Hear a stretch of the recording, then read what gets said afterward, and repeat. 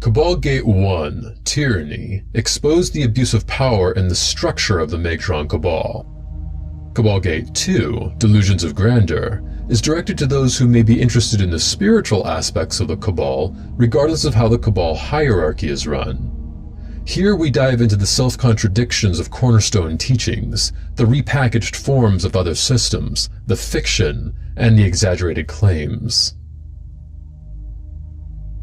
There's something there regarding the Blighted Lords, and many of us have felt it. And some of them have been egregores, but others, especially the main Blighted Lords, there's something tangible there. There is, based on something else. You see, originally there were 9 courts before you added a few more, which were based on fantasy games. These 9 were based on the 9 angles of the ONA.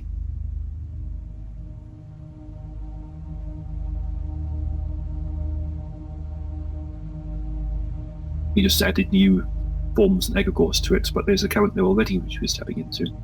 But by making new images, new forms and different names in the old ones, he was able to actually control people's access to it. So it's all part of the control. So actually working with the 9 angles of the original system, the ONA, he's now filtering it off and letting people access it in a way which he is controlling. Now some will have more power than others.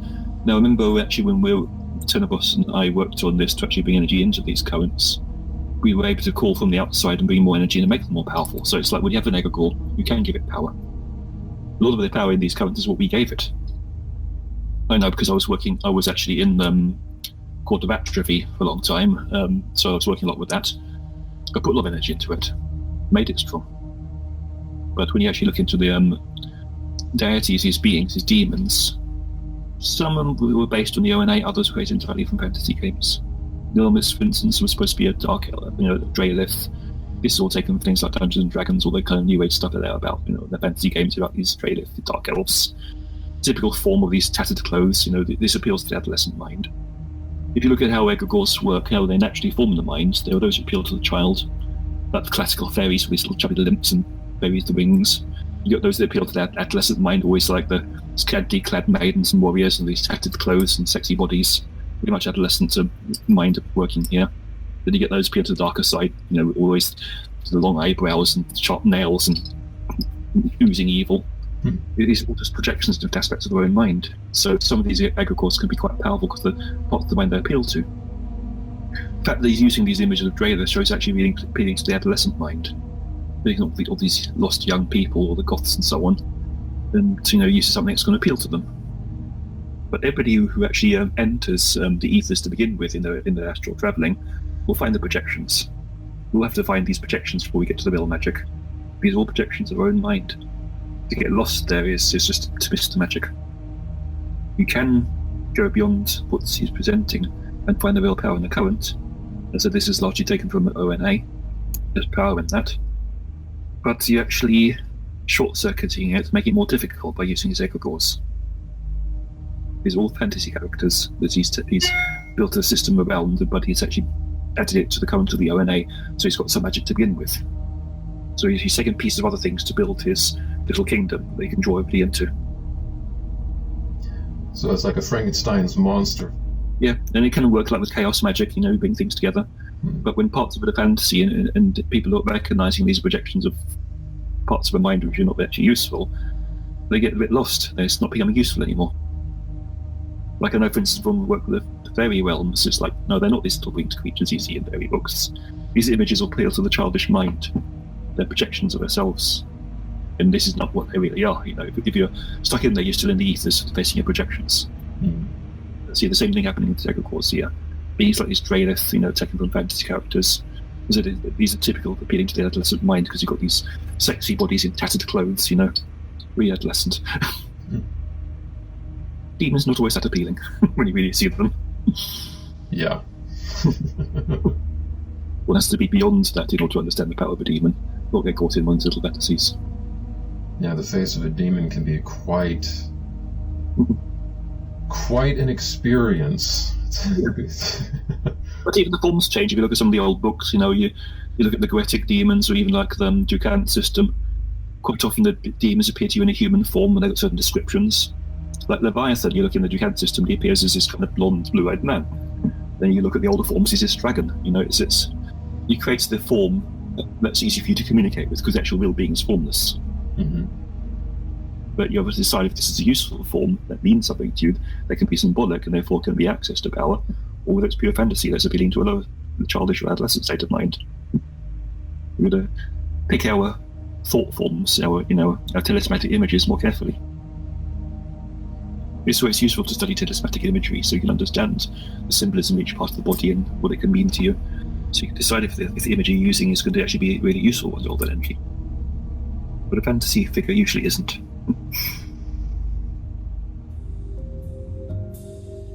This is a post that contains much posturing and unverified claims.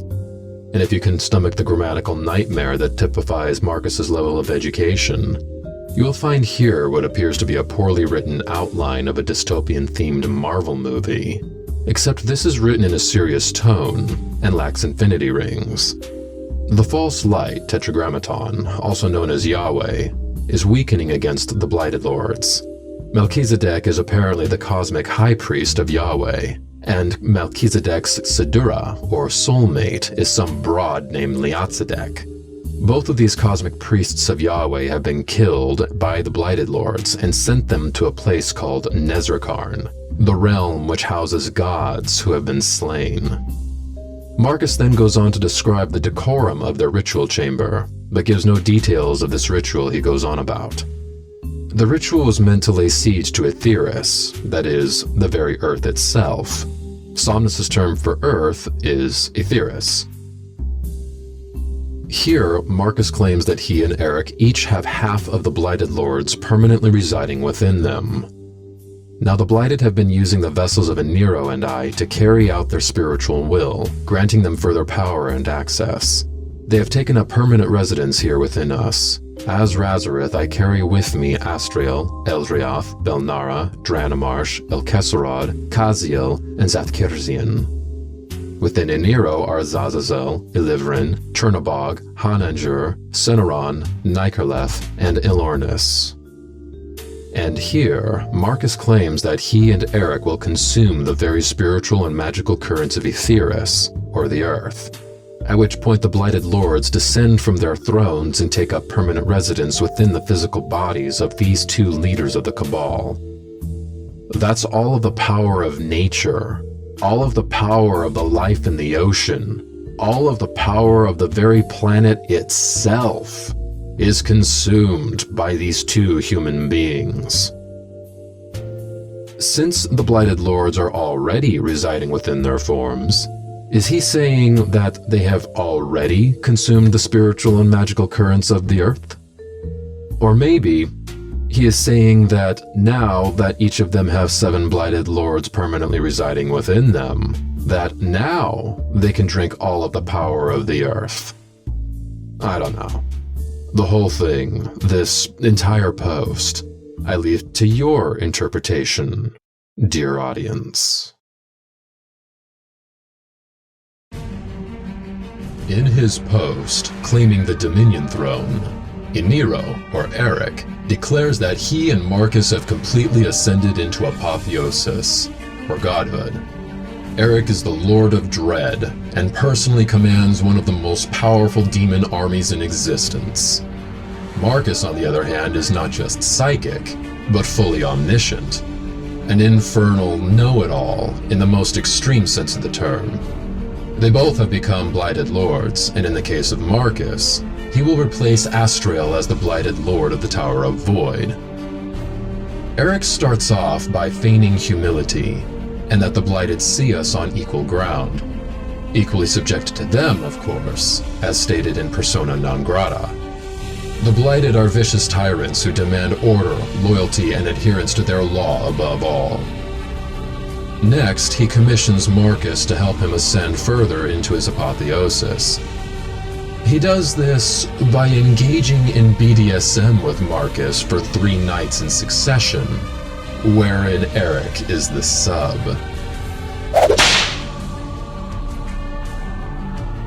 The next bit is pompous posturing. For example, the dross already buckle in terror when in remote proximity. This literally means that Eric has a Dungeons & Dragons aura of evil. Becoming blighted, we see as they see, feel as they feel, and know as they know. He had the audacity to claim I said I was blighted, which was a lie, as I stated. So you got caught in yet another lie, and let me give you the Thanos line. I would say lying to you must be as easy as breathing at this point. Here, Eric claims to be immortal. This is a recurring theme in his rhetoric. The Black Scriptures, pages 84 and 85, define what Eric means when he uses the word Lich, which is to describe total, physical immortality. Liches ward off natural effects of death, i.e. age, organ degradation or failure, lack of sustenance, hydration, or rest. Liches live on for centuries at a time without a single sign of wear. And from these magical backgrounds, a rich development has been made which allows for a necromancer to not only thwart death at every turn, but upon the first death, the spirit will have the power to alter the physical and spiritual in equal margins to the extent of true resurrection or re-inhabitation of either the old husk or a new body entirely without any further harm done to the necromancer. Thus, the Lich has arisen again into this world. This has nothing to do with spiritual immortality, or escaping the cycle of reincarnation, or whatever. This is total physical immortality, clearly defined under no uncertain terms in the Black Scriptures. This cannot be spun to mean anything other than what is plainly spelled out. Eric claims to be a Lich and has done so for years. This is common knowledge to all disciples. Even in this post, he says he is a Lich. However, in the same paragraph where Eric claims to be immortal, he says he was nearly killed in a car crash, which he claims was an assassination attempt. If he is immortal, then why would he even be concerned about this? Next, if your life is out of sorts, then you are out of resonance. This contradicts what he said in Persona non grata. Any real sorcerer who is worth a damn will be assailed daily. This was addressed earlier in Cabal Gate 1. Now we come to the part about Marcus's apotheosis, wherein Eric says that Marcus is omniscient. Razareth ascended as the vile warden of the void. His powers make him privy to knowing, hearing, and seeing all things, as nothing can obscure his gaze or deflect his awareness. Nothing escapes him. As warden, he embodies unbridled hatred for the Dross, Celestials, and that which is out of resonance with Meg'Dra. Spare the lash, spoil the disciple. In the end, as the gates begin to open, Astriel will transcend even further, becoming the void itself, and in her stead, Razareth will become the blighted lord of the tower. This is an infallible truth as spoken without distortion and understood without any lapse in wisdom. And here we have Eric's ascension. Mordu, the god prince of murder, would obliterate celestial kingdoms in one fell swoop, and was a god of murder, rape, carnality, death, and war. Upon ascending, Eric was made to challenge and kill Mordu, claiming his dominion throne. This, coupled with my dominion over death, necromancy, deicide, that is, killing a god, creation and discerning of sacred sigils, also known as chaos magic sigilization, war, and pure unadulterated wrath, all augmented by the shadows, will lead to an ever-growing force of death and carnage. I was hailed the Lord of Dread upon my ascension, part demon, part shadow, and lich throughout. I will ensure that the grave is the only destination where any and all who defy Meg'Dra will arrive. I now too have control over Mordu's lost army. Do not underestimate them, as they are sadistic, bloodthirsty demons that feast on the flesh and vitae of their enemies. The last part is essentially, Go, team, go!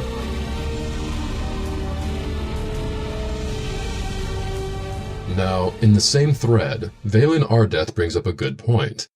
Once Lady Astriel transcends her current form, becoming the Void, will she still be available to be called upon if need be, or will she be permanently beyond our line of communication?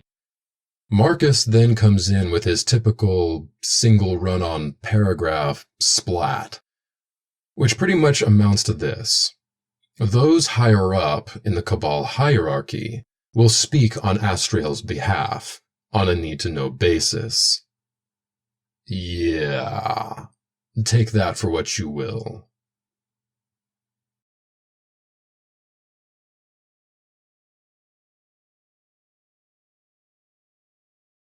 Dig, damn you! Dig faster! I shall command every worm-infested son of a bitch that ever died in battle. Sir. You there, handsomely now! We shall storm their castle and get my book!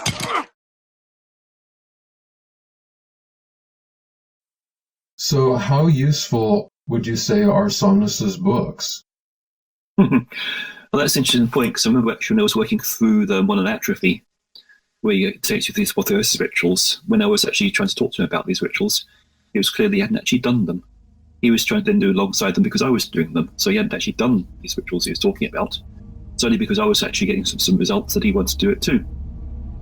And the fact is, to actually do them properly, I had to, because I wasn't getting the information needed from him, I had to constantly talk to Loire, Rudy Loire, to actually get more guidance about doing it properly. It's only by getting the extra guidance that could actually make it work. There was not enough information in there to make it work. Even his use of the potion, remember. Now, as a shaman, I've taken real poisons. We were doing a death initiation, you actually die and come back. He was giving something that didn't have any much poison in it. It's not really going to have a strong effect. And it's really watered down. So that what he's claiming for them is very exaggerated. Again, there's fantasy gone into it. It's not a real system. It's something he's put together from his own ideas. Wasn't properly tested. You can get somewhere with it. It can be useful, but it's not complete. It does not give you the real power you're looking for.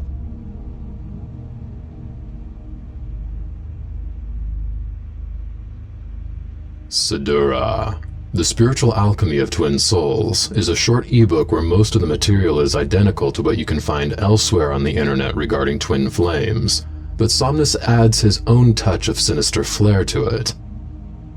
On the first page, Somnus claims that one must have their soulmate in order to attain apotheosis. And yet, Somnus claimed that he had already attained apotheosis, hence his title, Ascended Grandmaster, in 2009 at the age of 24. This was around 6 years before meeting his supposed soulmate in 2015. Specifically in Somnus Dreadwood, a personal ritual experience, posted on April 2nd, 2013, Somnus gave a detailed account of how he supposedly attained apotheosis 4 years prior. I was in the midst of performing the grand rite as found in Charnel Whispers, God of Death. So, as I began to summon forth Moors, the planes began to merge, and here before me is now standing the incarnation of Death. Moors is the Roman god of death, who is the same as the Greek god Thanatos. Not the god of the underworld, that's Hades. What we are talking about is the Grim Reaper, the force of death itself. You know the hooded figure with a scythe? His name is Moors, or Thanatos. The Greeks portrayed death as a winged youth with a sword, while the Romans portrayed death as a hooded skeleton with a scythe. If you pre-order Charnel Whispers Grandmaster Edition, you'll see the final Charnel rite is the Black Storm. This is the first time it was unleashed, and it ended the confrontation with Moors, leading to perfect apotheosis, well beyond the rites of Lich transfiguration. Something to keep in mind, when you destroy a god or goddess in this way, you instantly consume its essence and take its dominion. So this right here is a direct contradiction to what he says in Sidurra, the Spiritual Alchemy of Twin Souls, especially when you look at the timeline. In 2013, when he posted his account of doing this ritual, he was married to a woman named Andrea whom he hates with a passion. And in 2009, he did not have any serious romantic interest when he did this ritual of killing and becoming death itself through a Klingon promotion. He only started talking about Sidurras in 2017, when the relationship with his new fiancée was on the rocks. And while there are many questionable elements throughout this document, on page 6, the mandate of the Crimson Soul is perhaps the most reprehensible. When you finally have your Sidurra in your arms, the Xyleron Soul Union is to take place to firmly cement your spirits together eternally. Yes, eternally, as Meg'Zaran knows no sense of divorce. For commitment and fulfillment of one's oath is the only form of acceptable contract. Broken oaths are met with the violent retribution of Orcus and the damnation by the Blighted to Xandilian. After having taken the soul union and spoken the vows, understand that your ability to uphold your end of the union is akin to upholding the chains of the abyss. Failure to do so is breaking the chains, and will have you branded for willful neglect of your duties and harming the well-being of another disciple. This is Puritan Fundamentalism, Infernal Edition. This document is how Eric gave himself power to interfere in the relationships of all disciples. Because he is the spokesman of the Blighted Lords, Eric can declare soulmates. If someone wants to break away from a relationship because it's not working out, he can invoke his authority and force them to stay put, if that's what he wants. Conversely, if he says you have to leave your spouse, it is your duty to obey, because the Blighted said so. He tried to do this to James, which caused him to leave the Cabal. A link to download a copy of this is in the description. As for guidance on how to improve what I was already doing, because I saw that apparently you, Marcus, were ascending. And when I asked you for advice and guidance, you told me to ask Eric. And so I did. There was no please send me a spirit marriage. Motherfucker, I was master of the Tower of the Abyss. My power, my capabilities have not gone down because you don't like me. No, in fact, you never gave me a single goddamn lesson on the nature of the Abyss. No. While, Marcus, you were stuck doing whatever shit you were doing for the first 3 covens, I was going there. When I was named Sovereign, I was connecting not only with the patrons, but every individual servitor. In fact, I made a point of telling everybody, hey, along with the patrons, work with the individual servitors of the towers. When we ate our food, I cooked at that 3rd coven. I also took out offerings for the various servitors of the Tower of the Abyss and left it for them. However, this was not presented to me by Eric or anybody. I did it on my own. All the stuff that I learned on my own because there was no published material to learn from. Joining with demons at the 4th coven, I made an open invitation to everybody who attended. If you want a demon bound to you to possess a demon, enter into a sort of spirit marriage, a sort of permanent possession, I would do that for you. That was in my tower. So, how is it that now all of a sudden I don't understand how these things work? But do tell me how all of a sudden I need to ask somebody how to do a spirit marriage. When, yeah, that's right. You don't like to admit this. And I'm sure you'll downplay it some other way. I bound to both you and Raymond a Metherum simply for protection. Are you going to say it didn't work? Are you going to say it was corrupted or tainted? But of course, say what you will. So what are your thoughts on this whole Sidurra or soulmate thing? Well, he's only created a new name for the old New Age idea of a soulmate, which is actually much a New Age idea anyway. There is something real in this intentionally of what we call Yabian. You are trying to find a partner who's going to match you energetically. Doesn't mean there's just only one in the universe who can match you. You find one who can do the work with you, and there's a certain level of responsibility. You work together in creating it. If one doesn't work, it doesn't mean you can't find another one. The problem with this one soulmate idea is that if it doesn't work, you're screwed. Some people think, oh, this is my soulmate. If this doesn't work, then how can anything else work? They're setting themselves up for more pain and failure. There must always be a level of self-responsibility, that if one relation doesn't work, you can still create a better one. So the concept of the Yabiyam is finding a person who can match you energetically this way. There's many possibilities. The one you draw in, you make it work. So, it's not fixed, it's not set in stone, it doesn't limit you. It's simply another potential. This Sidurra is just another name he's made to make it sound good, that it sounds original. It's the same old New Age idea of soulmates everybody's getting caught into. Quite often, they get caught there with no sense of responsibility. They think everything will be right if they find the right partner. Life doesn't work that way. Whatever relationship you're in, it's going to take a certain level of responsibility to make it work, to know how to treat the other person, and also having your boundaries and how you're going to allow yourself to be treated. Those things won't go away. One person is going to make a difference to all that.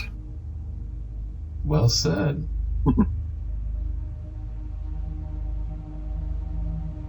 There is something else to consider on this whole Sidurra issue as well, on page 3. We are created as souls by the divine darkness for us to experience duality, either with the masculine charge or the feminine charge of the one soul. Your frequency is very unique, just like snowflakes. There's no one else in the entire universe who shares that uniqueness except your Sidurra. Sidurras are one soul split in two, which is reiterated over and over in this document, and we are all special snowflakes, divine hipster be praised. Page 6. After having taken the soul union and spoken the vows, understand that your ability to uphold your end of the union is akin to upholding the chains of the abyss. Failure to do so is breaking the chains and will have you branded for willful neglect of your duties and harming the well-being of another disciple. Broken oaths are met with the violent retribution of Orcus and the damnation by the blighted to Zendilion. This is quite a conundrum when you think about it. A disciple and their Sidurra share the same soul, right? So if one is made into an apostate, would that not also mean that the other disciple is damned as well, regardless of their loyalty?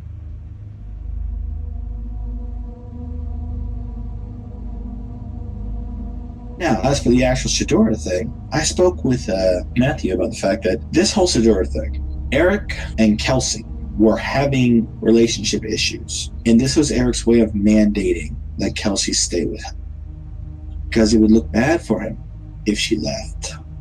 He had actually been talking to Matthew about possibly branding her if she left him. And this was his way of not doing that, but having a way to brand her if she truly decided to leave. This was his threat of apostasy against her for leaving. And I guess it worked.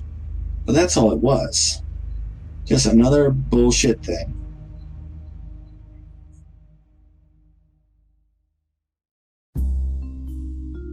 When he was having problems with his fiancée, Eric reinvented the story yet again and came up with Acreoth and Zerose. Acreoth looks like a reinvented version of the Lovecraftian entity Azathoth, combined with elements of his previous supreme deity of darkness, Shaitan. Acreoth and Zerose are forever unified in perfect Sidurran humping. I mean, union, thereby creating the Blighted Lords. This is completely different than how it used to be. From 2010 to 2015, Eric said that most of the Blighted Lords were among the first beings to emerge out of an impersonal primordial darkness. Myself and the other original disciples bought into this. Then, in late 2015, Shaitan became the creator of the Blighted Lords. He called this taking up the Shaitanic Gauntlet, which was never mentioned in the previous books and 5 years of material on the forum. Then, around a year and a half later, in 2017, when Eric's fiancée wanted to leave him, he comes out with the Sidurra concept, which gave him power over any romantic partnership under threat of apostasy. At the same time, he invents Acreoth and Zerose as the creators of the Blighted Lords, cementing his claims about Sidurras. This directly contradicts what he said in Megdron's Satanic Purity and Supremacy, where he claims Shaitan created the Blighted Lords all by himself. I guess it was a kind of cosmic jerk-off like how it was in some creation stories. I suppose at that point in time, the Cabal became a cloister of semen worshippers of epic volumes. But I digress. Hard. Anyway, that post about Shaitan the Progenitor was a mandate, channeled from the Blighted Lords themselves, supposedly. Akrioth and Zero-Se did not exist in Cabal literature prior to 2017. Akrioth and Zero-Se are new, and Eric makes up crap like this on the fly, regularly, to suit whatever personal ends he has at the time.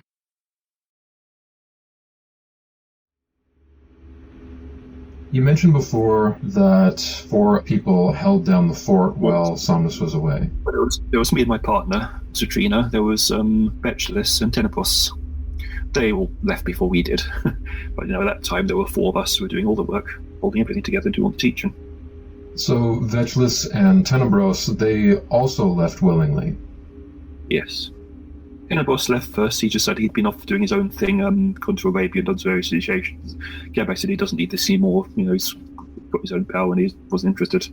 So he just left that, he found better power, was gone. Vetulus had a bit of a conflict because, she got pretty angry with her trying to manipulate her and take money and then actually not care when she was being attacked, and so he was basically showing lack of integrity in his work, and she got fed up of it and she left. Then me and Citrina left, and that when he finally made that statement that we weren't allowed to work with any other deities but what he said. So at that point the Cabal much fell apart. There was nobody left capable of teaching, and Somnus himself wasn't doing much. He was always trying to get somebody else to do the work for him. Didn't produce any material himself. He obviously sold his books at a very high price, but anybody can buy the books. There was actually no benefit for being in the Cabal. He wasn't actually teaching anything more than he could find in the books.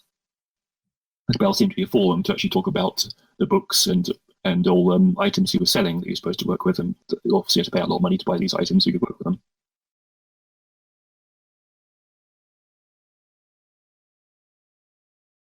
Your arguments, as well as others, have been systematically decimated and logically answered, instead of this he said, she said bullshit, along with cherry-picking certain things to suit your false narrative against Somnus and the Cabal spirits. Before you stated they were just egregores and made-up entities. So which is it, Christian? Are they egregores from a D&D cult like you kept posting in the fucking past? Before, I thought they were all made up. If you can't articulate a fucking lie and stick to it, proving yourself to be an idiot and fucking cancer on the occult community. And in this fucking post, further, we didn't bash the fucking Celestials. What was that about articulation? Don't let your mind wander. It's far too small to be let out on its own. And where are you getting your information? I never posted that anywhere. I never called the entire Cabal a D&D cult, ever. Though I can prove that the Tower of Cressen in particular is taken from Dungeons & Dragons. You're exaggerating what I say to make it easier to attack, which is the definition of a straw man argument. Let's dive into the Tower of Cressen itself, but first allow me to give a brief history of where the original stories of the elves came from, dating 1,000 years ago among the northern Germanic tribes. An often cited literary source concerning elves is the Icelandic epic called the Prose Edda, written by Snorri Sturluson in the 13th century. Here he talks about the Svartalfar, meaning swarthy or black elves. Many attribute the Svartalfar as the Dark Elves, but what the Svartalfar in the Prose Edda actually are is not clearly described. They appear to be synonymous with dwarves, likely due to living underground. A more clear origin of the Dark Elves is actually called the Doklfar, which is an Old Norse word that literally means dark elves. The Doklfar are one of 2 kinds of elves, the other being the light elves, or Ljósulfar. If we look at even earlier sources from the Skalds, or royal bards, we have a clearer image of the elves. The earliest Skald works date to the 9th century, written by Bragi Boddason. At this point in history, there were no Ljósulfar or Doklfar. There was only the Olfur, which is an umbrella term that described miscellaneous spirits of various origins.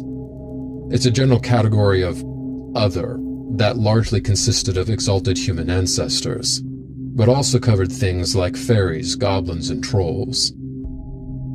This matches the strong element of necromancy found in Galdrar, or Nordic sorcery. Galdrar is all Norse magic. Ancestor reverence and necromancy in general was covered by the Blodgodunum, or blood priests, which is a subdivision of Galdrar. This is different than the subdivision known as Seidr, which mostly is divination, but also covers certain kinds of hexing. Seidr was almost exclusively practiced by women, but all other forms of Galdrar were open to both sexes, such as blood magic. More blood sacrifices were given to exalted ancestors than were ever given to the gods. The lumping of the Olfar into the Ljósolfar and Dolkolfar came later, centuries after the Christianization of Northern Europe. The light and dark elves borrowed conceptual elements from fallen angels of Christianity. The human ancestor connection was severed at this point as well, becoming a homogeneous but separate race of beings all their own. As the centuries wore on, the light and dark elves lost their distinction, becoming a single race of Olfur. But this time, they were considered to be entirely malevolent, causing everything from nightmares and death to tangled hair and toothaches. But this is how it goes with Christianity. First they supplant other religions, then later demonize them. We all know this. So the elves went from exalted ancestors and fairies, according to the old ways, to a single race of ambivalent, then demonic beings when Christianity arrived. More recently, in the last 200 years, children's stories helped to cement the idea of an inherent racial difference between elf and human in the minds of people today due to a single cosmetic change: the ears. Before the 19th century, elves did not have pointed ears. Arthur Rackham, an illustrator for children's books, always depicted elves and fairies as having pointed ears. That's it. That's where the pointy ear thing came from. One 19th century artist popularized that concept. J.R.R. Tolkien continued this image in Lord of the Rings, and also explicitly stated that elves are a different race from human. So it was Christianity and fiction that separated humans from elves. Now, let's address Eric. Eric's Draelith do not overlap with any of the old stories. In fact, even the name Draelith comes from Draenei, the Dark Elves in a 2004 video game called World of Warcraft. The rest of it is from Dungeons & Dragons, which you can gather quite easily from the language that is used. This is the complete list of patrons and patronesses in the Cabal Pantheon, along with their titles. Quite a ways down we find the section concerning the Tower of Cressen. Over here on illustrae.com is a dictionary for the Drow elves in Dungeons & Dragons. You'll find many words here that Somnus lifted from this list and placed in his lore pages. First up is Valsharess, the title for Spider Queen Ilivrin. Valsharess means queen in the Drow language.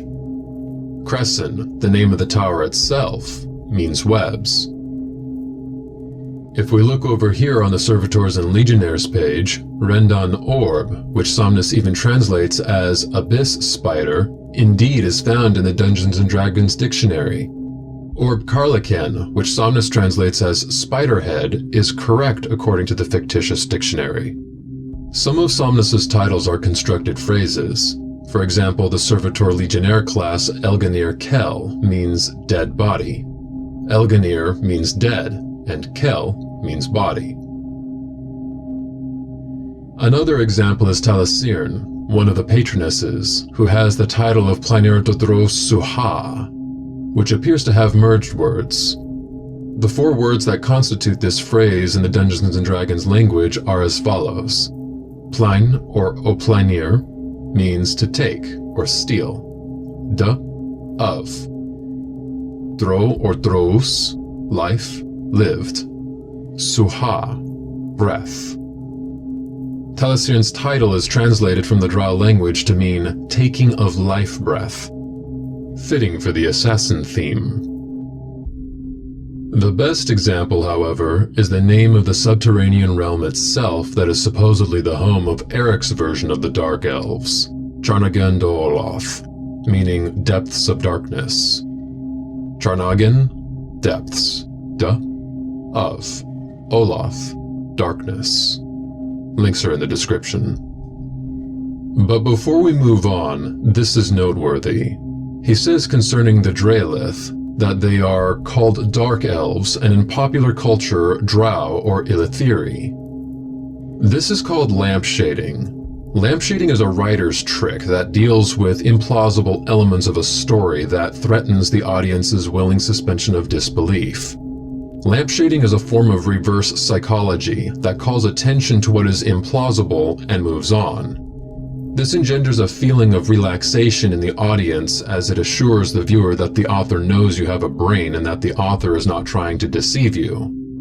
Somnus uses lampshading quite often, such as when it is obvious that one spirit in the Cabal is the same as another outside of the Cabal, like the Azazel connection, which is addressed later. Several authors contributed to the lore of the Dark Elves over the years, but the one who outlined them the most was Ed Greenwood in his 1991 D&D supplemental book, The Drow of the Underdark. The Drow are a rather unstable society of literal backstabbers, and their common religious practices involve ritual sacrifices of intelligent beings to please their prime goddess, Lolth, the Spider Queen. The society is a matriarchy that glorifies assassination, torture, and deception. This is identical to what Somnus portrays of his Dark Elves, the Dreylith. The Drow of Dungeons & Dragons does not just have a superficial resemblance to Somnus's Dreylith, it matches exactly. And guess what? The Nordic texts never mention spiders in conjunction with the Dogolfar, nor the Dogolfar matriarchy, nor are they a society of assassins, nor do they sacrifice their own, as well as other intelligent beings, to satisfy a dark goddess. The only place these elements are present are in Dungeons & Dragons. The Nordic Dark Elves, however, have a different history and temperament entirely. Those who have worked with the Nordic Dark Elves as part of their spiritual practice usually report something that looks like a human and behaves like a poltergeist. How is this any different from necromancy?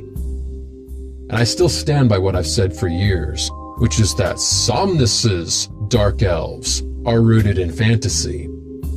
Come on, Somnus, you can't use force of personality to change historical fact. And honestly, no one in the Cabal even knew about the Nordic origins of the Dark Elves, other than myself, Peter, and Dan. Prior to the last year or so, the Norse origins were never mentioned. In fact, their initial answers to my assertions about the Tower of Cressen had nothing to do with the Norse. They just gave wishy-washy answers, and flat ignored the evidence regarding the Dungeons & Dragons language. In fact, after I mentioned that language in 3 Stories of Liberation, other people went looking and found other words that Somnus uses in the fictitious language, like Sargtlan, which means warrior. Neither Marcus nor Somnus will touch this. They don't even bother responding to the language evidence, because they can't.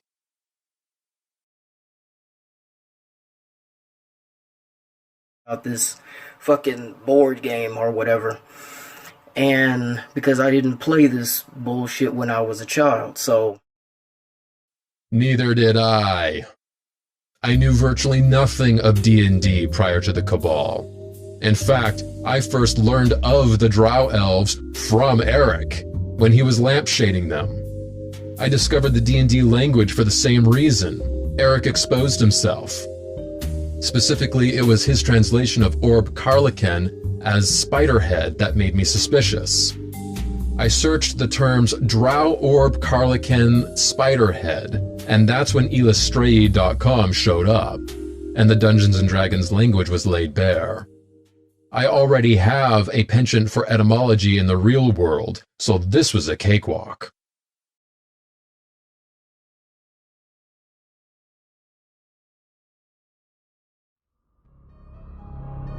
Oh yes, Eric. That's the silence from the last coven. What was that about? See, you like to go on about how, oh, this person didn't share this stuff. Marcus, you especially love it. He didn't share this. But Eric does this thing where he goes ghost for some time. And to tell that story, I have to go back a bit to before the first coven. There was an apostate. Now, I mean, catch this. Eric didn't know, but I talked to Vetchus a lot on the phone. After a bit, Vetchus calls me crying. I said, why? I said, well, Somnus has gone ghost.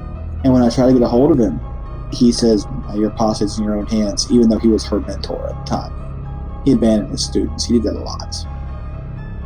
And then on top of that, she cried because this happened right after Somnus had been flirting with her, talking about how he could see them together. Of course, Eric would deny it. He has to. He's in a relationship now with his Sidurra. Or maybe he'll say, oh, I didn't know any better. Or, oh, she was crazy, blah, blah, blah. She's just telling lies. But, well, Eric did it. He went ghost. And it's the funniest thing in the world how the Tower of Cressen was made for Beckless. She talked to him about her love of the Drow in D&D. And hey, I've read the books by R.A. Salvatore with Drizzt and all that and stuff about the Drow. They're pretty fucking cool, don't get me wrong. Great fictional thing. That's not to say you can't work with them. I know guys who have gone ahead and caused or cured cancer by calling upon fucking Warhammer 40k, fiction. You can do it. You can work with these things. Now, being said, that was made for her. Alright, Eric, of course, deny it now. It was made for her to take over. Then, he was Ghost, and she didn't show up, he branded her.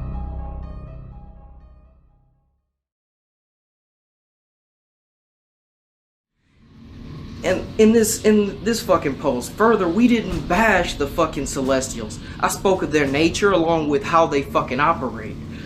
The things that they use against us. I also brought up the Fallen that, yes, we work with, which are Celestials.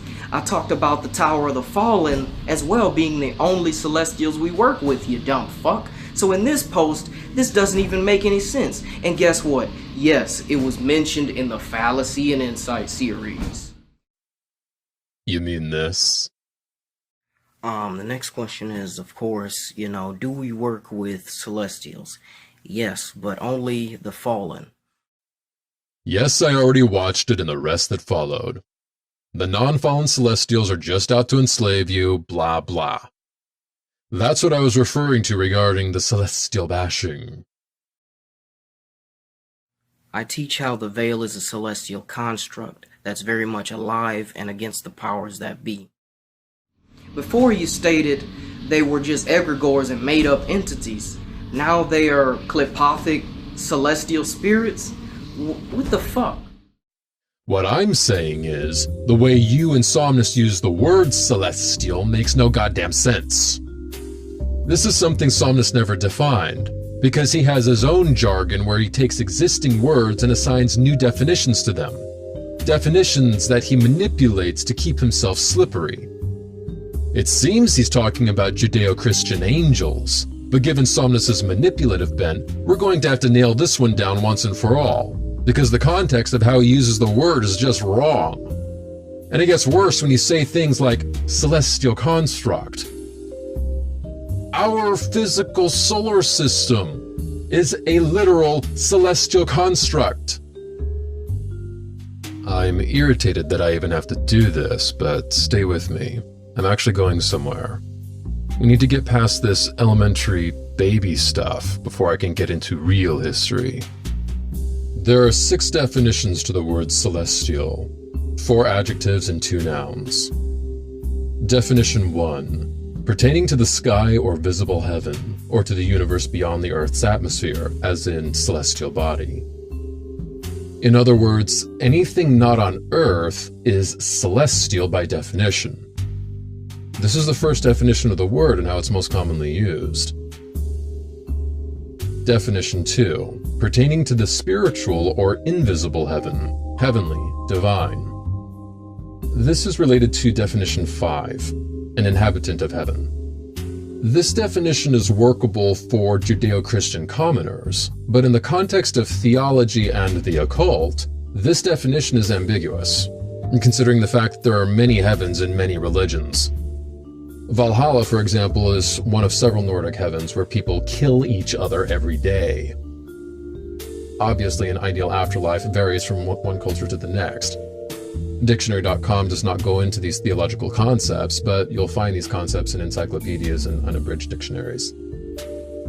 Definitions 3, 4, and 6 of the word celestial refers to seafaring navigation and the ancient Chinese Empire, none of which came up in Cabal topics, so obviously this is not what we're talking about.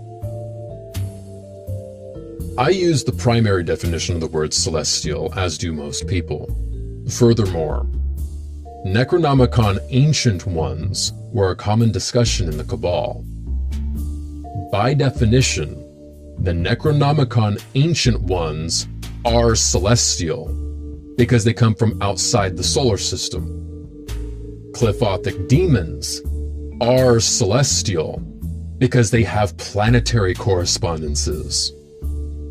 And the bulk of the Blighted Lords are celestial because most never lived on Earth as humans. Anything that is not terrestrial, that is, living on the Earth or underground, is, by definition, celestial. Now go sit in a corner wearing a cone of shame until you actually become educated on the subjects you speak about. You could deflect the point by calling me a grammar Nazi. Doesn't really apply, but I don't care. I'm sick of Somnus's newspeak.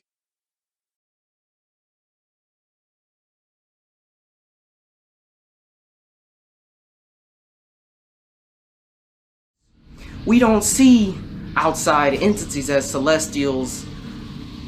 Once again, your fucked up perceptions are showing. The definition of a word is as it is. That's not for you to decide based on whether or not you are willing to accept that fact.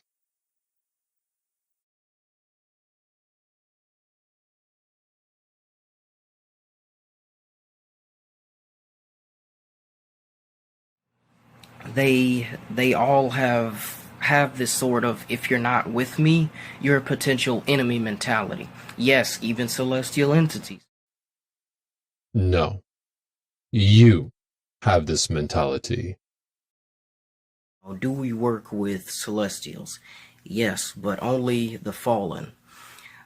Not those who have been robbed of their core spiritual traits such as ego, imagination, and free will. The fallen have liberated themselves from their caste system and enslavement and have joined us and can manipulate the world in certain ways infernals can't. For well they know the tactics used by their enslaved brethren. What you are describing is the Islamic idea about angels that cross-pollinated with Christianity a little over 1,000 years ago. This is not how they are. Not even close. They're fully aware, possess free will, and sometimes their egos can get downright obnoxious. Angels predate the Abrahamic religions by millennia. They have many different alliances, all of them pagan, and do not function on a biblical moral axis. In fact, the angels are not derived from the Bible at all. Angels are griffins, dude, and chimeras and sphinxes, not these two-winged humans. Those two-winged humans are images of Victoria and Nike, daughter of Ares. Roman Catholicism stole the images and repurposed it for themselves. This is not what is described in the Bible. The Bible describes a Lamassu, which is a winged lion or a winged bull. This is from ancient Mesopotamian religion, which I go into with my video Jewgate. Yes, I called it Jewgate. Well, technically Jewish gates because of the current political environment. I pretty much systematically invalidated Judaism, which has a domino effect on Christianity and Islam, invalidating them as well.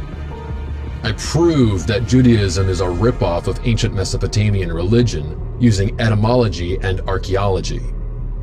Archaeology has already killed biblical history. The masses are just painfully slow on the uptake. About 2/3 of the way through Jewgate, I address all descriptions in the Bible of what is commonly called angels. These beings were in fact the children of minor deities, or were themselves minor deities. And like all pagan gods, their temperaments vary widely. There is no archetypal force of good fighting an archetypal force of evil. That comes from Zoroastrianism, which was then absorbed into early Christianity that became the rivalry of Yahweh and Satan. Just one problem. There is no rivalry. Satan is Yahweh. They are part of the same being. And an uneducated individual might say that I'm crazy for saying that, but it's true. Satan is Yahweh. First off, Yahweh is a composite of 3 pagan gods, Anu, Enlil, and Enki. Anu is the core of Yahweh, with Enlil and Enki rolled in. Enki is the serpent, a mischievous god who is also the divine architect. When the gods slew a deity named Kingu, Enki mixed his blood and body with clay to create Adapa, the first human, and placed him in the Garden of the Gods in the Plains of Eden. Enki and his daughter Ishtar also gave humanity knowledge of sexuality, which awakened human consciousness. That was what the fruit was in Eden. It was pine nuts from a cedar tree. That is how Ishtar got her knowledge of sex and became the goddess of love, and in turn, with Enki's help, shared it with humans to awaken them. The Jews took the elements of the story and twisted it into an inverted parody of the original. Adapa became Adam. Enki, the mischievous serpent god of magic and sorcery, became Ha-Shatan, or the Satan. Ishtar became Eve, stripped of her divine status. The positive qualities of Enki and his accomplishments were rolled into Yahweh to become 1/3 of this composite entity, alongside Anu and Enlil.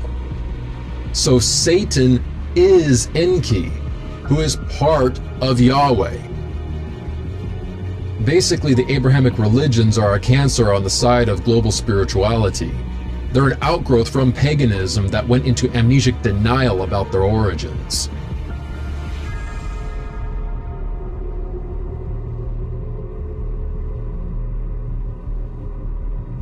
As for Yahweh's individual components, Anu, Enlil, and Enki are not archetypally good. They will help you or harm you depending on if they like you. But they are wise, so they aren't given to fits of foolish randomness. That's why calling up Goetics and other demonic forces in the name of Yahweh is effective in the first place. You're calling on the 3 most powerful deities in ancient Mesopotamian religion, including Satan/Enki/Prometheus. The reason Goetics and the like sometimes screw with sorcerers who call them is not because they're calling on an enemy god or whatever.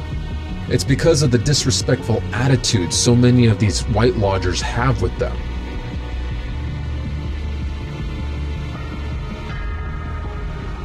And this whole light versus darkness thing, that's Zoroastrianism, which is essentially a religious form of mental splitting. Mental splitting, or black and white thinking, is a psychology term used to describe an incapacity to deal with the dynamic world, reducing everything down to good or bad. This mostly happens when someone is panicking, but it can turn into a philosophy, which is actually dysfunctional when it comes down to it. Wisdom is more appropriate to reality. It's easy to see when someone is acting from distortion, or if they're clear-headed, which applies to spirits too. This is how the world actually works, and is a lot more sensible than this notion of externalized forces of good versus evil, or light versus darkness. I'm sure all of this is going to cause a lot of heads to spin. And if your head is spinning, here's where it stops, and everything will make sense.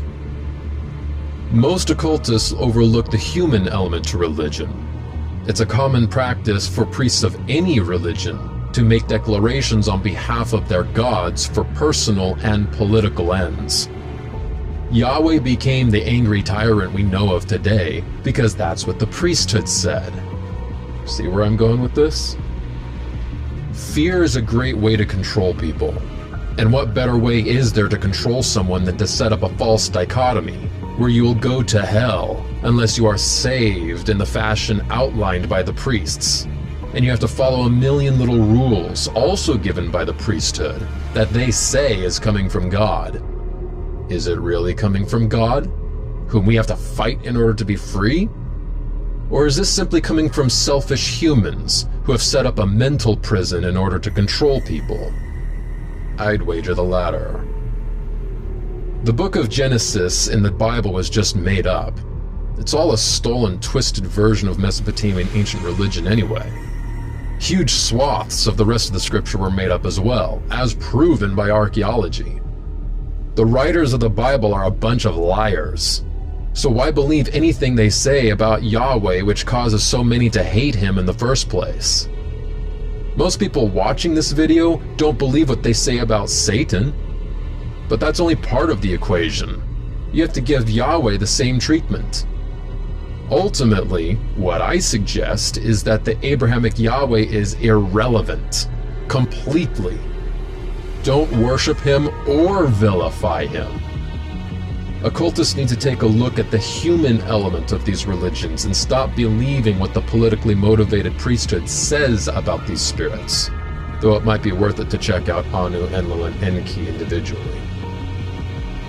Along with that, the false dichotomy of light versus darkness is irrelevant as well. Now, some do touch on the subject of getting away from the false dichotomy, but they usually don't take it far enough. I've heard a number of people talk about balance, or walking the gray path. This isn't really what I'm talking about. If there is no light versus darkness, then having a balance between them doesn't exist either. I'm talking about the opposite of the gray path, that there is no moral path, light, dark, or gray. There is only reality and the wisdom with which we approach it. It's no different than going to a third world country and saying that the land itself is evil. And one could even make a good case for saying that, because of the dismal conditions of the country. But is the land itself evil? Or is it simply humans mismanaging resources?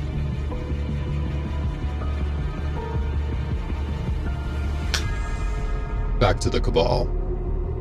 As for the so-called fallen ones of the Cabal, they would have had to have fallen sideways. Because Yahweh's domain is parallel to the domains of every other pagan deity. Such a falling would be more like tuning into a different radio station. Such an act would be called diabolus, actually, meaning to cross over, going from one pagan camp to another. By the way, the Cabal only names 2 angels in its pantheon, Kaziel and Carastiel, some army. All the rest in the Tower of Fallen are humans who underwent some kind of transfiguration to enter into the Black Heavens. And while we're on the subject of Kaziel, leader of the Fallen, let's take a closer look at him, shall we?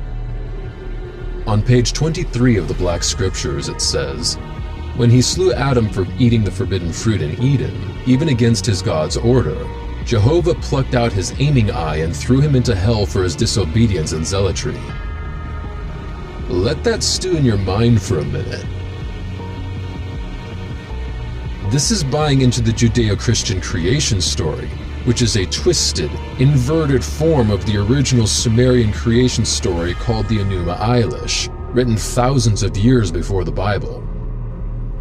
Jehovah doesn't even exist as a standalone deity. It's a composite of other gods. The serpent created humans, not Jehovah. The so-called forbidden fruit, which was pine nuts, was not actually forbidden to the first human, and was just knowledge of sex anyway which inspired free will, and did not cause some sort of fall from grace in the garden. Somnus's history of Kaziel here does not fit anywhere. It is a lie.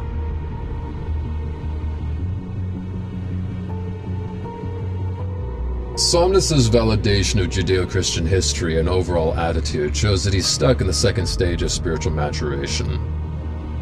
The first stage is a spiritual child, where we believe whatever we're told. Then we grow up a little and get uncomfortable with the constrictions of our childhood religion, and we seek freedom.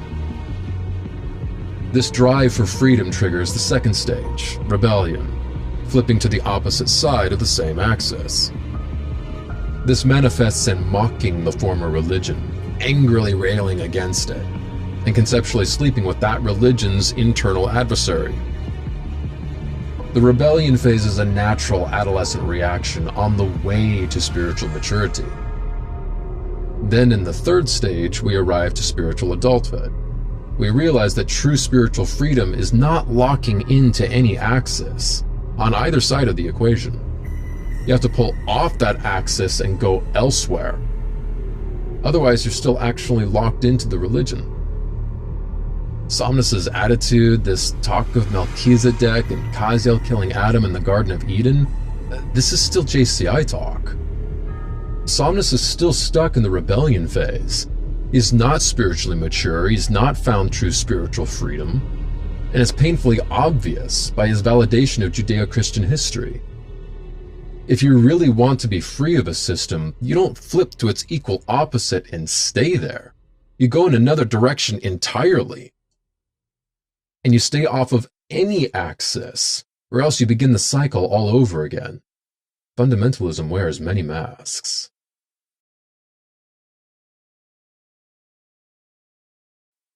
Oh, do check out Jewgate. And Somnus, you're welcome by the way. I'm doing the job you claim to be doing, but you're not. Invalidating the core of the religion from the inside by exposing the truth of its origins is how you break the back of the JCI, not locking yourself in the ritual chamber for years and attacking the false light with your D20 and army of darkness, thinking you're going to upend the world and destroy the system with absolutely no thought given to any workable system to replace it.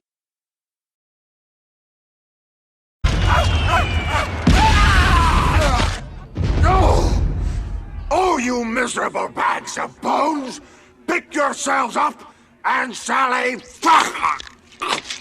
Sally fuck! Sally forth!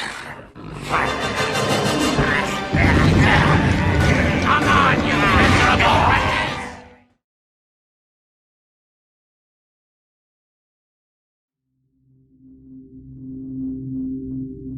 There was also, he had asked me, once I had returned from my kind of succubus retreat, he wanted me to begin to really introduce the patrons and whispers to kind of promote that tower more. And it was my idea to hold off on the actual official writing until later. I wanted to introduce people to the patrons in the manner in which they were coming through me. So then I started to make a lot of posts giving information on each of the patrons and whispers.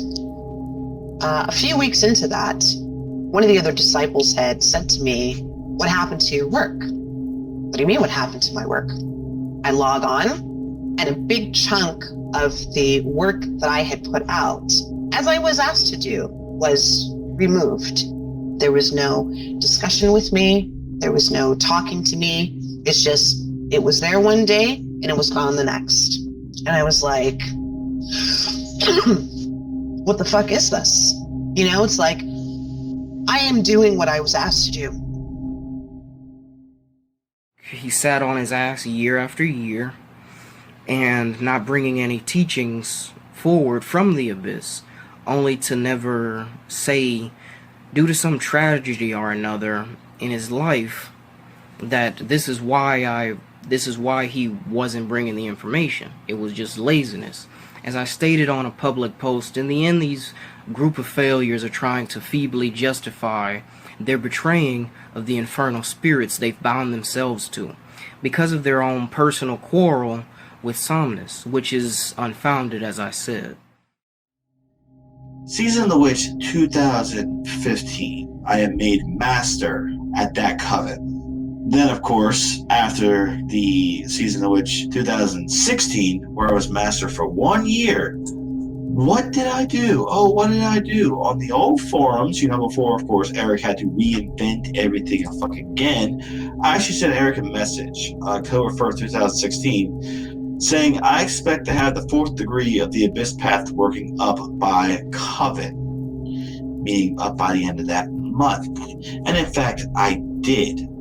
The 4th degree. So within 1 year, I have 4 degrees worth of path working up, and absolutely no fucking disciples that wanted to enter into the Abyss. Why? Because it required a lot more work. It required, let's face it, it wasn't like your tower where, you must not fall to your ego or delusion, which is what you've done, by the way, or else your mind will be wiped out and blah, blah, blah. No, this was literally, hey, if you fuck up, demons will eat your asshole. And so Matthew and I started sending him messages because you didn't fucking post anything. Kelsey didn't. Nobody did. And so we kept asking, kept bothering him over Facebook, on the sanctuary, on the fucking phone. Where do we send it? What do we do? What do we do? We asked and asked and asked, and we were ignored. He went ghost. It was literally disciple silence. That thing that a disciple should be branded an apostate for back in the day. You remember that, don't you? Well, he did that shit to us. Of course, he doesn't get branded because he's the mouth of Majoran. He was so fucking busy that he can't tell the people how he wants things done. So we decided we're gonna fucking post. Why? Because rather than wait, we put things out there because maybe people wanted to fucking learn, Eric. And when we finally do post, we say, fuck it, we're going to do it. We're going to provide information and teach people and carry what you fuckers are just dropping. Well, we get a response. Now I want you people to understand, when you look at this screenshot, look at the top left there. It says communion. That was for imperators only. It was not for the public, just for the higher ups. And Nero, that's Eric. Somnus. He's gone by that name. Okay, we have an immediate complication that needs to be fixed ASAP. When it comes to posting ritual, we don't need the following. Contradictory instruction or information, conflicts with what's been the grimoires, or posted as gospel, which is funny again, posted as gospel. Oh, well, we know where that term is. But basically, you can't in any way, shape, or form disagree or conflict with Eric, even if you don't know that you're somehow conflicting, because you're just posting from what you as a master know. Yes. Ritual that is a slightly different version of what's already been posted or published and passed off as all new material. Now, this is actually interesting because Matthew was writing a book, for his Grave Lord he called the Grave Emperor. And he sent that information to Eric, and Eric immediately accused Matthew of plagiarizing from his atrophy book that had not yet even been fucking published. Accused him of that shit, which I bet you all the information is going to be in his new atrophy book, because now he actually has fucking material. But that's what that is about. Things being posted as one-offs when they actually belong to a series of rites appropriate for a degree. These need to be posted all together, as you see I've done already for Atrophy and Abyss, for instance, as I will soon be doing for Iron Throne and Pain as well. Well, see, I had posted a quick thing about the Abyss, and Matthew had posted some stuff about Atrophy. all of a sudden, boom, instantly, oh shit, they posted something, put out information, which, oh, you were just sitting on that. Of course you were. I had already sent it to you. You just took my shit, reworded it, and put it out there as your own. That's all you fucking did. Oh, you got rid of Matthew's stuff. You completely wiped his shit. Completely. I wonder why. You just sat on it. It was only when somebody finally starts putting something out, you realize your ability to be the lead producer of information is challenged, that you suddenly do that. Next bit. Just posting for the sake of posting ritual. Quality over quantity. This means we need to ensure that, firstly, we have laid out a proper lesson plan. Secondly, it needs to be in a properly flowing manner. You know, the shit that we asked you for and you never gave, so we decided to just go with it. Now you're saying we need it, but you never gave it. Here's how we're going to fix this. Work out lessons and ritual per degree and send me a list. I will add, omit, or move the rites as to best flow with the average capabilities of the disciples for that degree. I will give the final approval before rites are posted. If this is allowed to be posted haphazardly, then we might as well close up shop because we'll only be confusing disciples but not giving them clear direction and flow. And of course, fucking Marcus and Kelsey just jump on like, yay, fucking goody. You know, but what this is he's basically going to take everything and he's going to reword it, present it all as his own material, and you're just going to do it. And you know what? You better fucking love it, because otherwise you're going to be branded. Just like he would do anybody that basically doesn't suck his dick while tonguing his asshole and saying, thank you, sir. We didn't post? No, we did. We provided. And this is what the fuck we got out of it.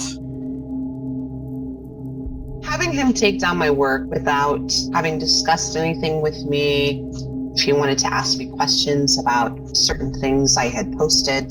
And let me just be very clear. When you're working with Whisperian energy and Shala M. Soul decides that she wants to come through and explain something to you about who she is and how she functions, you can't censor her. In fact, you can't censor any of them.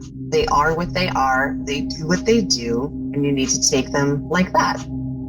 So if there was an issue, it was not me and how I presented the information. That's how Shala came through. That's how they all came through. You don't censor entities and beings.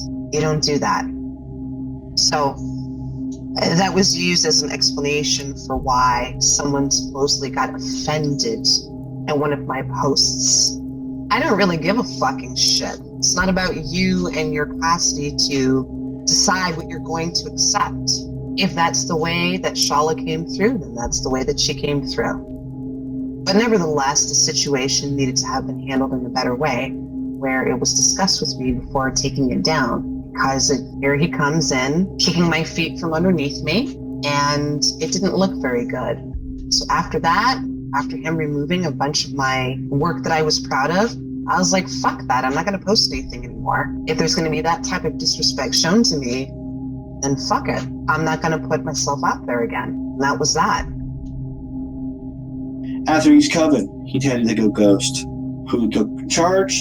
The mass at the time, Shiva and Slostra. And of course, at the bit Samaya, teaching what they could. Every time, of course, Eric would always come back and say, you're not doing this right, yada yada. But of course, he never gave any insights of what was supposed to happen. Just, you're doing this wrong. And he would take it down. We got hacked. The government hacked us. It's all gone. Now, let's present it as my stuff. When it was theirs. It's always theirs. I began to wonder how much actual creativity you had, Eric, other than drawing some designs. I mean, everyone knows you worked as a graphic designer. You're artistic. I begin to wonder how much you had beyond that. Mister, I've mastered the towers. You've mastered the towers. Okay. Challenge. Rights, 13 tongues. This copy, by the way, I pre-ordered this book. I never got it from Eric. I bought it myself later from Amazon. It has the extra chapters that were supposed to be all pre-order only bonus. However, yes, page 94. This is in the atrophy section. Quantum torture. Magic that bends time and space very specifically is found in the realm of Tebrit. In this rite, he bestows upon us the ability to step back into a previous time to change the course of events in order to destroy an enemy of ours. Here's an example. You travel in spirit to December 31st, 2012. In this moment, you're at a New Year's Eve party with an enemy. Your chosen instrument, execution, is a concentrated psychotropic drug which is slipped into the target's drink. As you do, you project your intention and seal his fate with the whisper of Tebrit's design. He doesn't notice until sometime later. However, by that time, he has already left the party and now loses his senses, crashing the vehicle and killing himself. Ritual done. Return to the body and watch in record time as the target dissolves before you. Usually, this only takes a matter of a few days. Sometimes this will manifest quicker, depending on the resulting circumstances.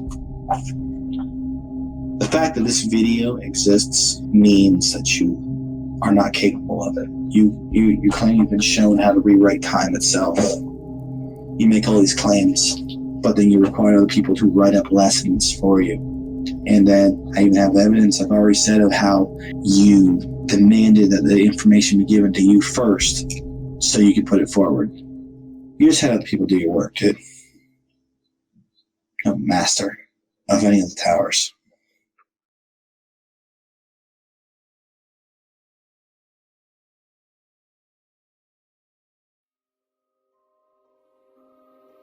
As discussed with Peter, Somnus has a few real currents that he is working with that are hidden behind masks that he created, or borrowed from fiction. You can tap into the original currents and use them, but if you go through Somnus's masks, it's going to be a dirty connection.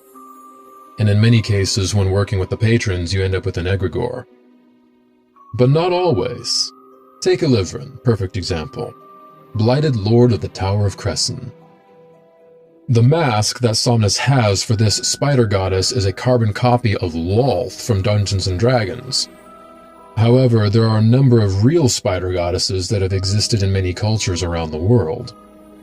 We have the Etruscan deity Arathea, the spider goddess, who later became the Greek deity Ariadne, goddess of labyrinths and mazes, who gave the witches the ability to curse in order to balance the power of corrupt politicians and right the wrongs of the world using baneful magic. Then there is the Greek and later Roman deity Arachne, who was a mortal woman who boasted that her weaving skills were greater than that of Athena. So Athena challenged her to a weaving contest. In different stories, Arachne wins or loses this contest, but either way, Athena curses Arachne to live with extreme guilt. Arachne then weaves a rope and hangs herself. Athena then resurrects her with poison and turns her into the first spider. Kind of a screwed up way to become a god. There are other major spider deities as well, such as Utu, the Sumerian goddess of weaving, who is depicted as a spider. The Egyptian goddess Neith, an early prime goddess of all creation, has a spider aspect as the weaver of destiny. Deeper in Africa, we have Anasi, another creation deity personified as a spider. In North America, the Hopi Indians have Grandmother Spider, another creation deity. The Lakota tribe has Iktomi, a spider trickster god who is a kind of heroic figure. In the Australian region and surrounding islands, there is Naro, the Lord Spider who created the universe, as well as Ariop Anap, or Old Spider from another tribe in the area, who plays a role in creating the universe. And we have Sephirans. This is a relative newcomer, based on Arachne, and the story goes that she was one of the dark, draconic gods of Atlantis. There is no archaeological evidence to back that up so far, but I mention it anyway since a few occult authors pass this name around. So if you want a spider deity, pick your poison. Arachne is the one who animates the Ilivrin mask, but any of these deities can fill those shoes. You see, all the main blighted lords of the Magdron Cabal are just taken from other systems and renamed. So you may be able to tap into some power using Somnus' system, but you're far better off sidestepping him and going to the original source.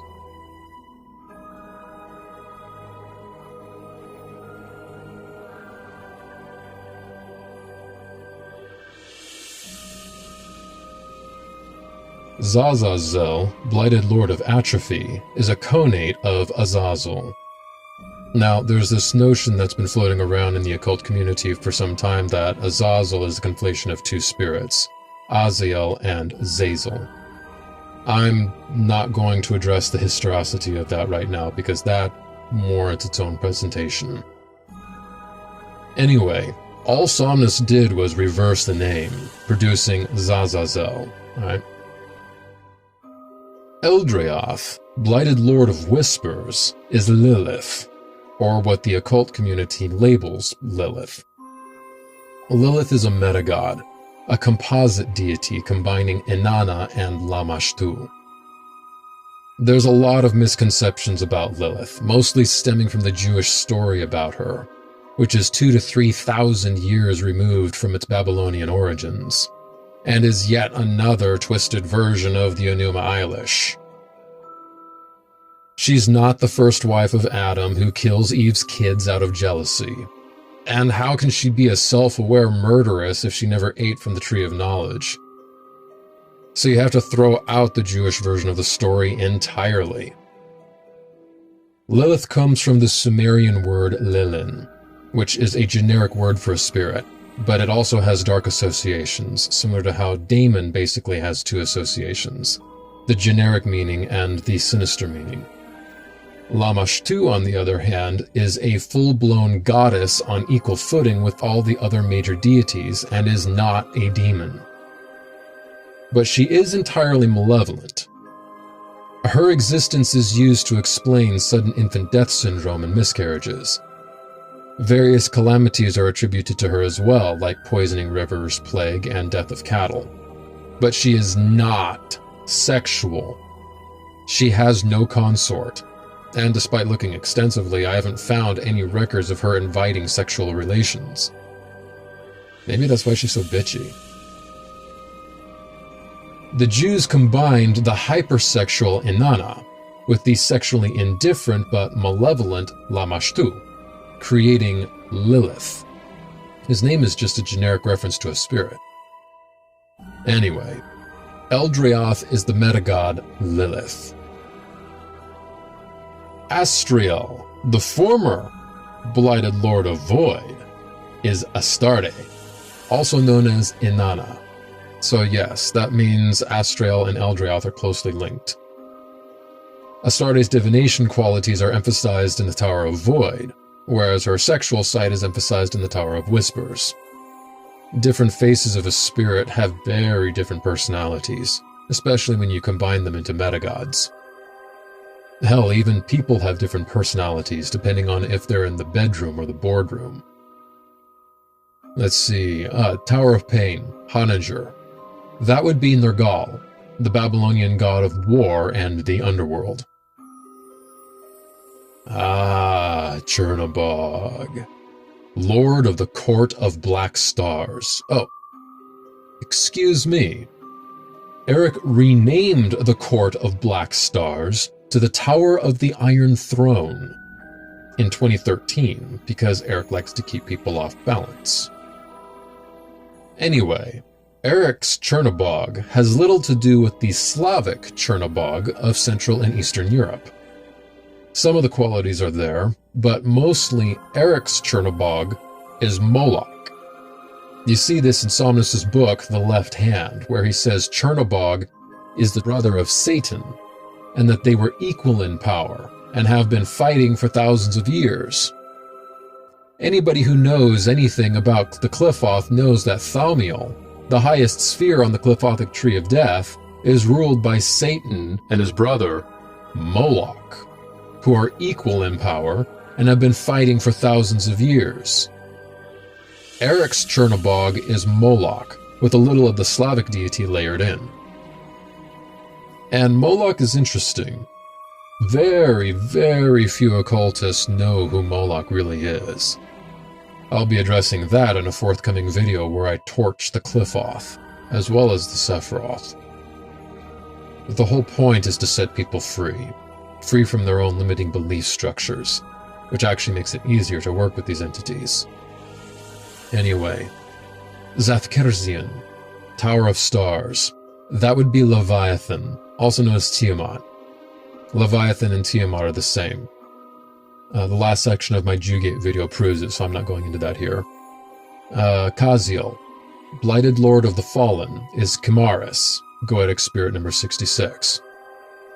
Dranamarsh, Blighted Lord of Maladies, is Reshef, the Egyptian god of disease, who is partly identified with the plague-bearing aspect of Apollo, but is also identified with Nergal. Who else? Belnara, Tower of Nocturnus. This is Abaddon.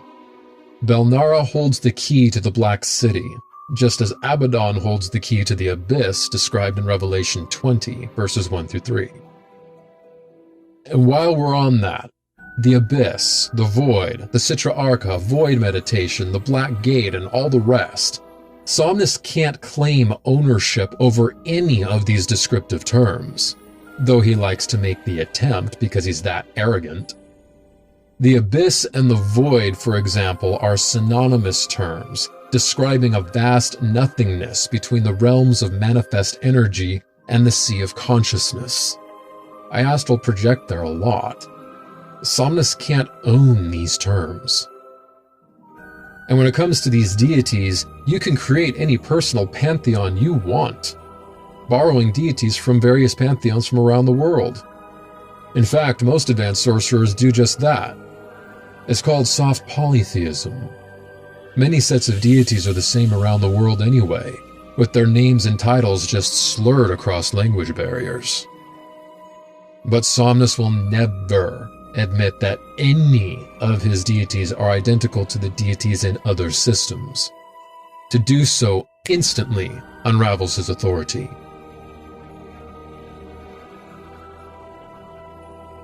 This is an interesting segment where Somnus slips up about a deity named Orcus.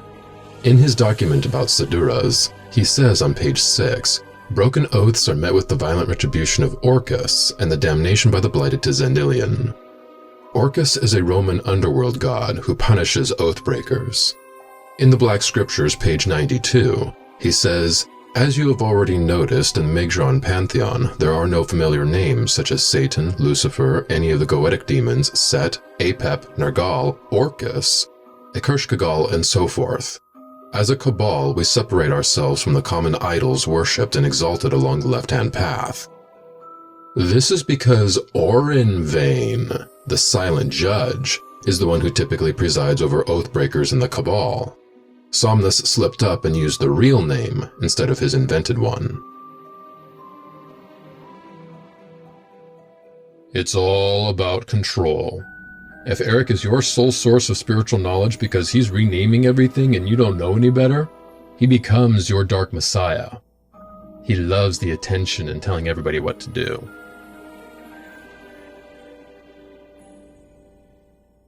We all have a personal link to power,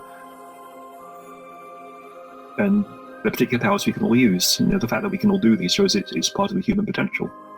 None of these powers really belong to one particular system or one particular deity. We have a connection to power, and here's some tools. Work with it, whatever connections you like. See, in any of these pure magical systems, they don't tell you what deities to worship.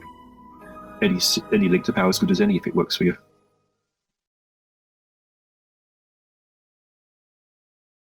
I love how none are forthcoming to speak upon what these demons took from them. It could be your child, there could be a miscarry, they may take your wealth, your love, your fame, they may expose you.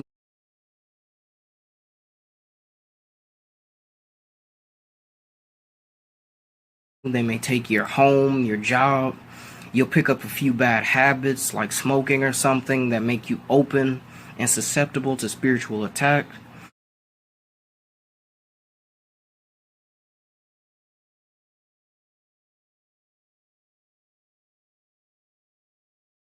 Your sudden popularity, financial boons, overly dramatic photo shoots, random blessings, and ease of life are all thanks to the celestials and gods who have control of this realm. So when you see an affluent sorcerer, it's because they're being helped by the enemy. Nothing more to it than that. Are you still alive? Oh, yes, last time I checked, And when I stubbed my toe on the bathroom little chair that I got in there, I felt alive. Everybody around me probably thought I was alive. That must be the curses of the Cabal. You stubbed your toe. Yeah, that's the little one that always gets it. Yes. Yeah, the fearsome curses. And this whole, you're being falsely blessed. Have I been? What's a blessing? Happy, healthy children, perhaps? Got that. Loving family? Got that. Happy marriage? Got that. Not perfect, of course. Everybody fights. Everybody has an argument every now and then. That happens. It's called life. I'm healthy. I mean, I'm big. Don't get me wrong. I'm overweight. Have been since before I've done the Cabal. Since since I'm a teenager. Is that a thing? Oh no. What is it? Oh, it says right. Marcus, this whole thing about everything that could possibly go wrong is a way the demons get at you. If I develop a drinking habit or a smoking habit, I used to smoke cigars. Don't anymore. Just kind of got out of my system. But yeah, if you develop a smoking habit, that's the way of getting back at you. Oh, I did have terrible things happen to me, Oh, my dryer caught fire. Oh, and 2 dogs died. Now, that was obviously their curses. Their curse right there. God damn you guys and your curses of making that goddamn warranty go out 2 years ago. Fuck, dude, that warranty curse, you got me. I had to buy a whole new dryer. Oh my gosh, we didn't get to go out to the movies that week because we had to buy a new dryer. Oh, you really fucked me there. My dog's dying. Oh yeah, that was terrible. It was. It was totally their curses. You cursed me so good. Oh, not that, they're fucking dogs that are only usually meant to live about 12 years, almost 14, almost 17, No. God damn it. You just cursed that particular breed of dog to have such a short lifespan, knowing that eventually I would go ahead and have them, and this is how you would punish me. Oh. No. This false blessing. What's the false blessing? What it is, the false thing is that I'm no longer in your good graces, and so you consider it to be false. You cannot accept the limits of what you are and what you can do. You have made yourselves out, you've painted yourselves up to be these great, grand, godlike beings, and therefore it's a humongous conspiracy that anybody who's not directly basically tonguing your asshole and telling you how good you are is against you and is working with the enemy. Is not really on your side. That's all this is. Yeah, I just don't buy it, dude. The fact that I've had this, I'm sitting here in front of a camera telling you this should say how far your bullshit has gotten, that it just has to be answered. Psychological manipulation is the name of the game with Somnus. His biggest threat is apostasy, and his rallying cry is fighting against the false light. The false light thing is just tilting at windmills. Tilting at windmills, this term goes back to 1605 in the story of Don Quixote, when he fought against windmills that he imagined to be giants. Tilting means jousting with a lance, in this case against imaginary figures. Somnus and Razorith do it a lot.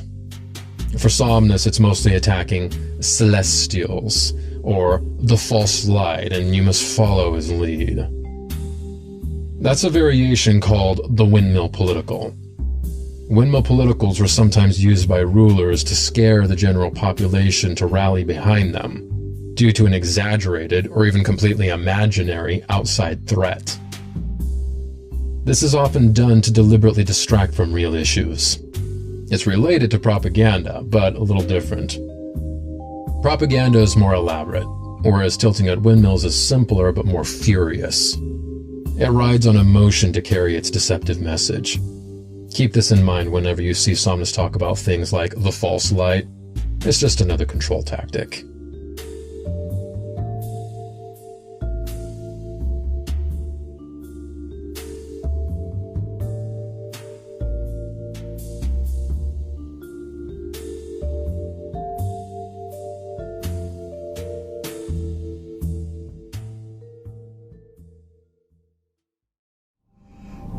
I mean, the only stimuli you'll be getting is through incense and aromatherapy candles because you're already in Zanillan. Zendilian is the biblical hell stereotype. So you think I'm going to hell? So do the Christians. So do the Muslims. How are you any different?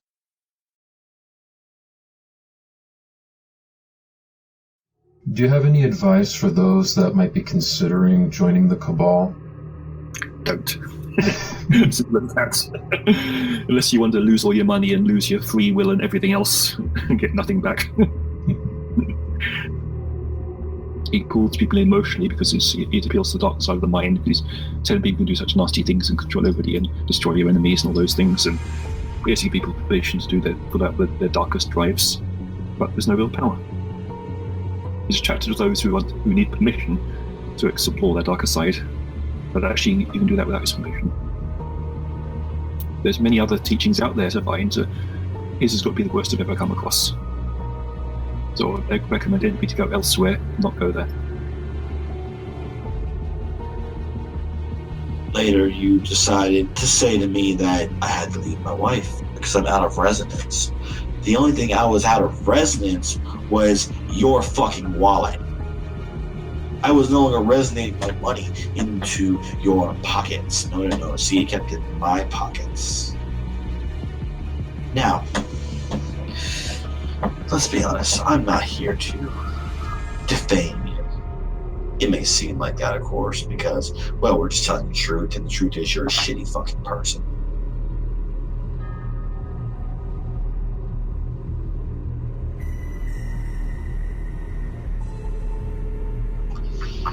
We're not here to deal with that, not to ruin everything, not to, oh my gosh, these people are following him and we must save them, from all this stuff. No. The information's out there. If you choose to continue following, despite all this bullshit, I mean, I'm not saying you can't use the magic. Don't buy the books from his website. They're overpriced as fuck. Just get a cheap one on fucking Amazon. And just do that yourself. Don't get involved with this guy. Not personally, certainly not in business, because he just screws everybody over. So many people. Before I even joined, there was rip-off report of, him not delivering properly. And the quality of life was garbage. But if you continue to follow along with it, you get burned. Don't cry to me.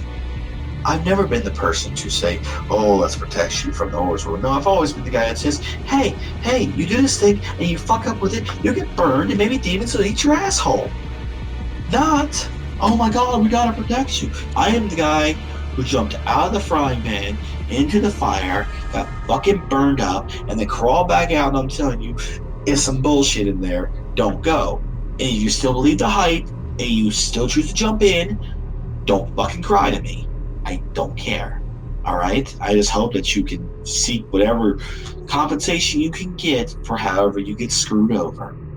But I don't care. You get burned, it's your own fucking fault. Alright? So this is your fair warning. It's on you what you do or don't do. And again, get burned? Too fucking bad. I warned you. I mean, honestly, what really are you going to do at that point? You going to take the hint and get the fuck out, or are you going to stay there and take whatever abuse or other kinds of fuckery were coming? It's not what we signed up for. Definitely not what I signed up for. And that was very different than how things had begun for me there. And for things to have ended on this type of a note was definitely stressing for quite some time, especially when you pour your heart into something, pour your heart, your time, your love, and your energy. We're definitely having two very different approaches to reaching, I don't know what the fuck he was trying to do towards the end. So, it's like when you have a business partner and you're in a venture together and you have a shared vision for the future. And then over time, they start having a completely different vision than you, a different way to achieve that vision. And it's not unusual for people to then part ways. We have some strong differences of opinions where you see things happening that you don't agree with and you are just not okay. So I just wanted to make that point clear of why I left, kind of clear my name a little bit, because I'm sure quite a bit of dirt has been thrown onto it. And people that were not involved in a lot of the situations, you weren't there, so there's really nothing for you to say about that. But one of the things too, when you have, just flipping back a little bit to the authoritarian, do not question, this sort of thing, that I just want to leave, before I leave this part of the conversation, that I think everybody that looks at any organization needs to do, because a lot of times they will not put this up front that that's how they're doing things, but when you discover that that's how they do things, be very, very cautious, because this is how cults are formed. And this is how people can end up becoming manipulated by those that do not necessarily have their best interests at heart. Do not be in a position where you are vulnerable to be preyed upon by individuals or organizations that have only the desire of their own self-aggrandizement mind. Yes, we all need to become stronger, and guess what? If you can become preyed upon by something, you need to get stronger so that you're not. But I've been around the block a few times. I lost no sleep over leaving the ball, and certainly with what I knew and everything else that went along with it. But I know there's other people that would not have that because they don't have the life experience that I do. And so for your sake, if that's you, I'm just telling you, always keep your guard. Because if these things become revealed to you in any organization that you're a part of, studying the occult, you want to make sure that you are not coerced into anything. And don't coerce other people either. Free will is actually one of the main points of the adversary. Because if you want to be coerced, then why don't you go to church? Believe the word of God or you'll burn in hell. That's the way it is. So we need to practice that ourselves and also guard against it from those that pretend to be elves. So with that, I really don't have anything else I can say.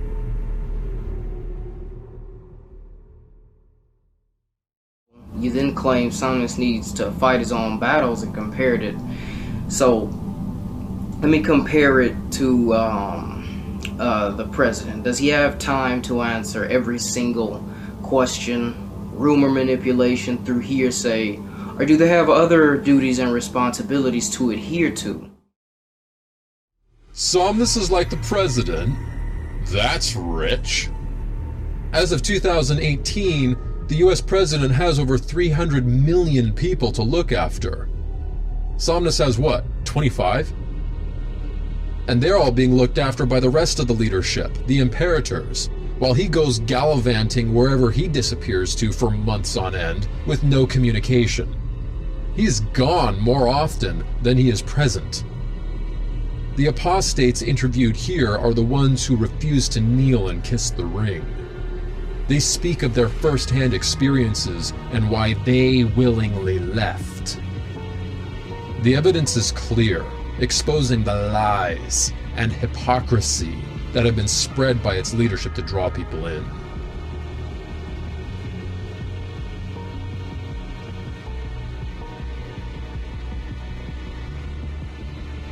You see on this path loyalty, respect, humility, perseverance, and strength That's the name of the game. That's what's respected here.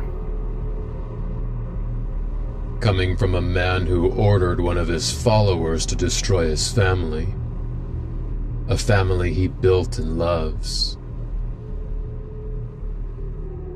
Simply embrace the mandate or guidance that's given to you. You have to maintain focus, don't overthink it, and embrace the path before you. Usually these paths too, they do create a very strict line in the sand of master-student or even master-slave. And who wants that kind of dynamic? If Eric leaves this to his sycophants and parrots to fight his battles for him, he's gonna look like a coward. Eric is well read in the occult. If he wasn't, those of us who had decades of experience wouldn't look twice at him. He also studies psychology. That's how he knows what to say, the key words to hook this particular demographic, and he uses charisma to gloss over his bad behavior. He is a confidence man, con man. And like any con man, his rhetoric is inconsistent. The sales pitch is one way and completely inverts once you're inside. When he says the word loyalty, what he means is obedience to him. When he says freedom, he means permission, his permission. When he says apotheosis, he means apprenticeship, permanent apprenticeship, where you will always be under him. He tries to distract you from this by talking about people acting crazy and harming everyone around themselves randomly, and that loyalty prevents this. No. Anyone who is not part of the Cabal is called dross, and therefore can be stolen from, raped, tortured, and killed. And he put that in print. Similar to how Muslims dehumanize people by calling them infidels, justifying the abuse they visit upon others. This is taught in all of the Towers of Apotheosis, but most especially the Towers of Pain, Abyss, and Cressen. No. Loyalty actually means obedience. Ethics have nothing to do with it. His explanations are just delusion. It's all about subservience. That is all.